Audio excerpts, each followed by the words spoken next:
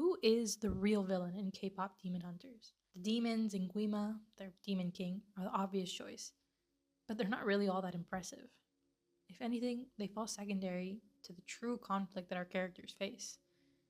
A monster that even we, the audience, can relate to, and that's shame. Shame is something natural to everyone. It's something we can all understand.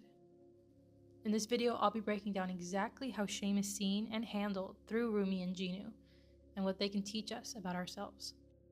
Feel? You're a demon. Demons don't feel anything. Is that what you think? That's all demons do. Feel. Feel our shame, our misery. It's how Guima controls us. Shame is the weapon that Guima uses to keep his demons hopeless, as we see in Jinu. And shame is what keeps Rumi from confiding in her friends to help her. Now, to begin, it's really important to understand the context of the society that Rumi and Jinu are in. Like most Asian cultures, actions are measured by whether they are honorable or not. Other cultures have a sense of shame and honor, but it's not as predominant. What's important here is to put ourselves in their shoes and in their world. They ask, how will people look at me if I do X? Because appearances matter. And we can see this not just in K-pop Demon Hunters, but in other media that is also set in or inspired by these cultures, such as Mulan, Zuko. I feel that this is a reason why the movie has resonated so much with audiences, because it was so unassuming by its title, and even the plot seemed very silly, but it dealt with this theme in a really beautiful and honest way. So I decided to look at Rumi and Jinu because they're really fighting the same thing. They're fighting that same monster, but it's going to look differently. So as we explore shame, we're going to be looking at 5 different things. The source of that shame, how the character expresses the shame, the impact that it has on their relationships, their path to healing, and finally, how they resolve it. One of the hunters bears my mark, but I have no control over her. This is good. This means she has shame. I'll find out what it is, and we can use it to destroy her and the hunters for good. Rumi's source of shame goes beyond her patterns. She can't share her patterns with anyone. She needs to keep them hidden. But really beneath that, I think it's more of an identity thing. She does not know who her father is. All she knows is that he was a demon. From what we can gather, she doesn't really know who her mom was either, because she was raised by Celine. So that source of shame really comes from her parents and not knowing who they were. And by not knowing who they were, she doesn't have a grasp on who she is either. All she has left of them are those marks on her body that she's been taught to cover and to hide away. Jinu, on the other hand, his shame comes from his own actions. He carries that trauma and that guilt from abandoning his family, but he hides it. He doesn't share that with Rumi. The only person that really brings this up to him is Guima, reminding him that he is selfish, reminding him of what he's done, reminding him of his past. And so just from the start, we can see how shame can either come from something external, something that we have no control over, or it can come from a place of guilt from one's past actions. Something that maybe we did have control over and that now we find hard to let go. I left them. I left them.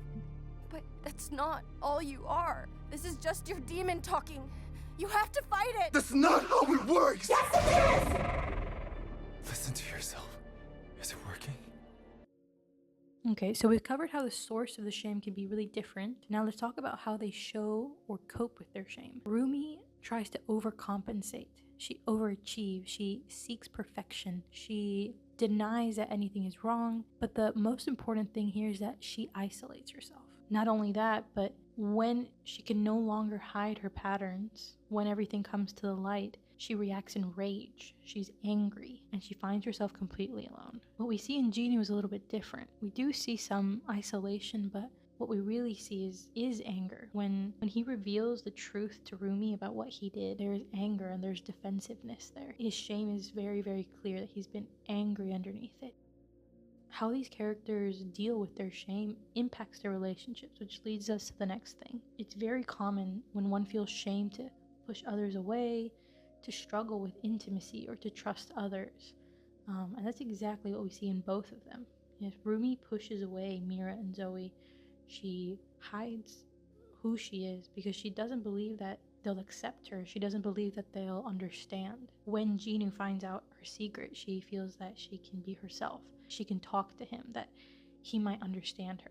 Now, Jinu is really interesting because the shame that he carries comes from a place of his own action, something that he did. It's very common to see someone sabotage the relationships around them. He sabotages Rumi's trust. He sabotages that moment because he's tricked into believing that there's no hope for him, that he's not worthy of feeling anything else other than shame. Here, free one. Go find yourself a better boy. This one's hopeless. Well, there's your answer. Hopeless. That's the funny thing about hope. Nobody else gets to decide if you feel it. That choice belongs to you.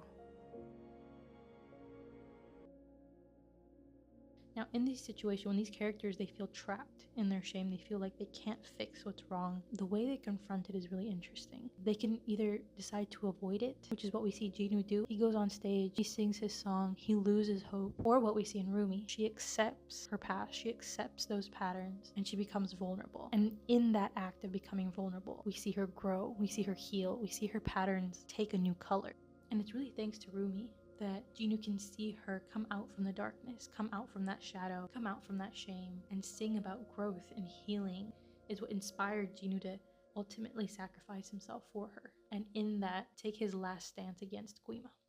And now finally, we can talk about the resolution. How is this journey of theirs finished? We see this kind of full arc. We're told that he's very selfish in the beginning, and the last act that we see him do is everything but that. He sacrifices himself for her.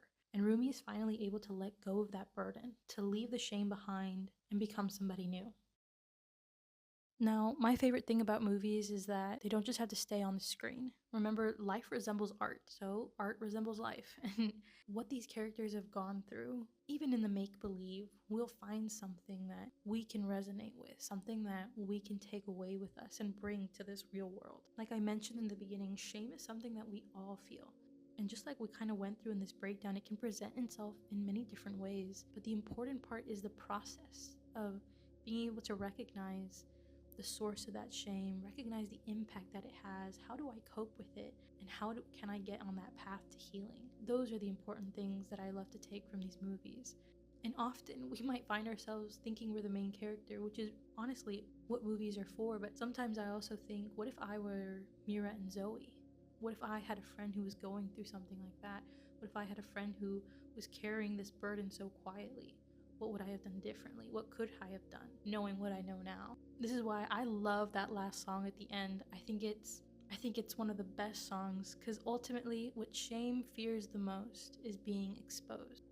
But only through being exposed can it be fixed. Only in the light can that darkness be defeated. If you enjoyed this video, please like and subscribe, leave a comment down below. I would love to hear what you guys are thinking, and I will see you in the next video.